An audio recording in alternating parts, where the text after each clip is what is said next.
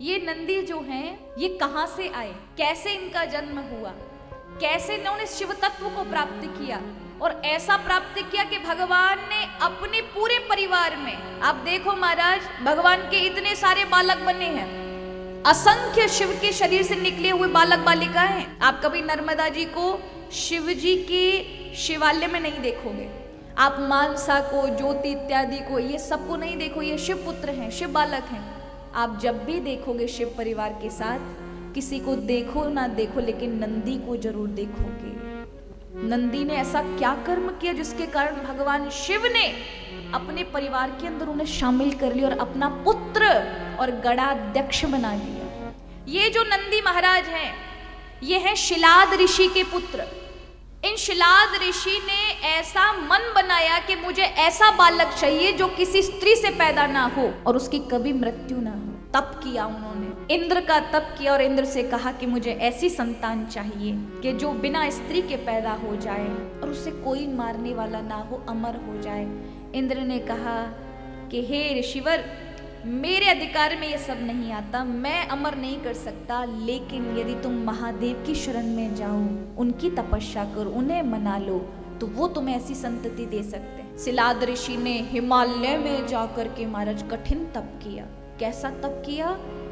वो बर्फ में जाकर के तप करने लगे। तपस्या के मध्य में जब तप कर रहे थे तो सूची मुख नाम के कुछ ऐसे बर्फ के कीड़े होते हैं जो अंदर से हड्डी इत्यादि, मांस इत्यादि को सबको खा जाते हैं, सिर्फ हड्डी रह गई। बर्फ से ढक गए शिलाद ऋषि, और जो कीड़े थे बर्फ के, सूची मुख नाम के, वो सारा का सारा मांस खा गए। ना रक्त बचा ना कुछ, केवल कंकाल। महादेव प्रसन्न हुए उनके इस कठोरतम तप को देखकर। कहा, शिलाद ऋषि मांगो, तुम्हें क्या मांगना है?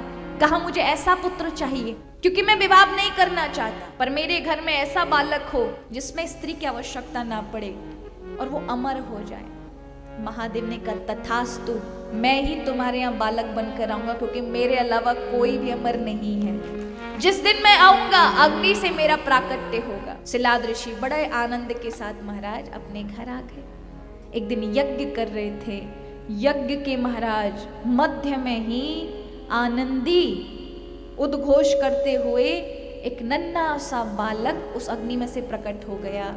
शिलाद ऋषि के चारों ओर आश्रम में देवताओं ने, महाराज देवताओं ने घेर लिया, स्वयं महादेव प्रकट हो गए। चारों ओर पुष्प वर्षाएं होने लगी, महादेव की जय जयकार होने लगी। अब जैसे ये बालक हुआ, शिलाद ऋषि ने बड़े प्रेम के साथ उनके सारे संस्कार किए, जात कर्म संस्कार, नामकरण संस्कार, चूड़ाकर्म संस्कार, सारे संस्कार करने के बाद इस बालक की योग्यता भी ऐसी, साक्षात शिव हैं, तो उनमें हमारा साधारण बालकों वाले गुण नहीं थे, असाधारण गुण थे। जो भी उन्हें कुछ पढ़ाया जाता वह पहले ही पढ़े पढ़ाए थे। एक दिन मित्रा वरुण नाम के ऋषि आते हैं। ये इस बालक की जो अभी अग्नि से प्रकट हुआ है, आनंदी नाम, उस बालक की आयु 11 वर्ष की हो चुकी थी, 12 वर्ष में लगने वाले थे। उसी समय मित्रा वरुण नाम के ऋषि आते हैं शिलाद ऋषि के पास और कहते हैं, मैंने आपके बालक के बारे में सुना, एक बार मैं उसका हाथ देखना चाहता हूँ। शिलाद ऋषि ने कहा, महाराज, मेरे पुत्र के हाथ की रेखा देखने की आपको आवश्यकता नहीं है, इसकी रेखा तो स्वयं शिव ने लिखी है। बोले, नहीं, फिर भी देखना चाहता हूँ। देखा तो उन्होंने कहा कि इस बालक की आयु तो मात्र 12 वर्ष है, अगले वर्ष इसकी मृत्यु बिजली के गिरने से हो जाएगी। ये सुनकर के शिलाद ऋषि पछाड़ खाकर गिर गए। ऐसा नहीं हो सकता, ये अनर्थ है। मैंने महादेव की तपस्या करके मेरे बालक को अमरता का वरदान मांगा था, महादेव मेरे साथ ये अन्याय नहीं कर सकते। महादेव का वरदान कैसे झूठा जा सकता है? मित्रा वरुण ने कहा, इस बालक के भाग्य में यही लिखा है। पिता को रोते हुए देखा, भोजन नहीं किया पिता ने 4-5 दिन, बार बार नंदी को चूमने लगे। बेटा, तुम अगले वर्ष तक अगर मृत्यु को प्राप्त हुए तो मैं मेरे प्राण नहीं रख सकता, इसलिए मैं चाहता हूं मेरे प्राण अभी निकल जाएं। पिता को रोते हुए नंदी ने देखा तो कहा, पिताजी आप रोइए मत, आपने अमरता का वरदान मांगा था, अगर पूरा नहीं हुआ है, अगर यही मेरा भाग्य है तो मैं मेरे भाग्य को बदल दूंगा। मैं जाऊंगा तप करने के लिए, अमर होकर आऊंगा। कहा किसका तप करोगे? बोले जिसका तप आप करके आए थे उसी का तप करने मैं जाऊंगा। प्रणाम करके पिता को ये निकल गए और अपने पिता से भी कठिन तप इन्होंने किया। महादेव कुछ वर्षों के बाद जब प्रकट हुए और कहा पुत्र नंदी कुछ मांगो, कहा मुझे अमर कर दो। महादेव ने कहा तुम अमर ही हो। फिर तो रोने लगे कि अगर मैं अमर था तो क्या वो ऋषि झूठ बोल रहे थे मित्रावरुण कि मैं 12 वर्ष में मर जाऊंगा? महादेव ने कहा नहीं, वो मैं ही बनकर आया था। तुम में मेरी शक्ति है, लेकिन क्यों? क्योंकि तुम्हें अपनी शक्ति का भान नहीं था, इसलिए मैंने वो परिस्थिति लाके खड़ी की।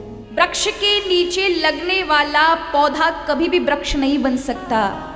नंदी तुम अपने पिता के बलबूते पर रहकर, पिता के संरक्षण में रहकर कभी अपने आप को नहीं जान सकते, इसलिए मैं ही आया और तुम्हारे सामने ये परिस्थिति लाके खड़ी की जिससे तुम अपने आप को पहचान सको। कहा महादेव मैं तो सिर्फ आपके चरणों में रहना चाहता हूँ। महादेव ने कहा तुम्हारे इस तप के कारण मैं गणेश कार्तिकेय से जितना प्रेम करता हूँ उससे भी दुगना मैं तुम्हें प्रेम करता हूँ। आज से मैंने तुम्हें अपना पुत्र स्वीकार किया। आज से तुम मेरे गणों में सभी गणों के अध्यक्ष माने जाओगे। तुम्हारी बिना स्वीकृति के कोई मुझ तक नहीं पहुंच सकता। इसलिए जब भी महादेव के मंदिर जाया जाता है पहले नंदी के कान में कहा जाता है कि प्रभु का दर्शन करने जा रहे हैं। महादेव के तो इतने भक्त आए होंगे, महादेव से हमारे मन की बात नंदी आप पहुंचा देना। इसलिए नंदी के कान में कहा जाता है। नंदी को प्रणाम किया जाता है जाते समय और लौटते समय, क्योंकि नंदी ही कि बिना आज्ञा के कोई नहीं अंदर जा सकता, किसी का प्रवेश नहीं है। कैलाश पर भी जाओगे सबसे पहले नंदी की आज्ञा, तब शिव दर्शन। इसलिए दरवाजे पर हमेशा नंदी मिलेंगे, बिना उनकी आज्ञा के नहीं। वो साक्षी है कौन कौन आया शिव के मंदिर, कौन कौन गया।